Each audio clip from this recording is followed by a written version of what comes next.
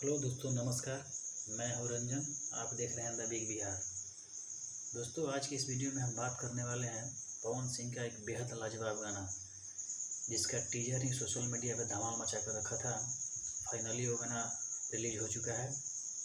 अभी थोड़ी देर पहले ही ये रिलीज हो चुका है। दोस्तों, बता दें कि ये गाना बेहद रोमांटिक और लाजवाब है।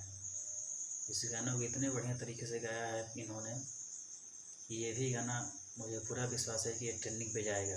नंबर 1 ट्रेंडिंग पे आप लोग इसे ज़रूर भेजेंगे। पवन सिंह के चाहने वाले इतने हैं कि इस गाने को नंबर 1 ट्रेंडिंग ज़रूर बना देंगे।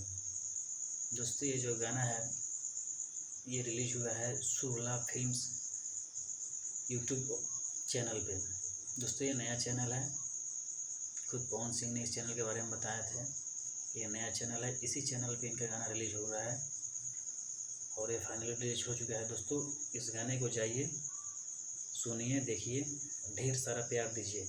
इतना देखिए कि ये नंबर 1 ट्रेंडिंग पे हो जाए 2 दिन में ही। तब तक मिलते हैं अगले वीडियो में। तब तक देखते रहिए द बिग बिहार। नमस्कार।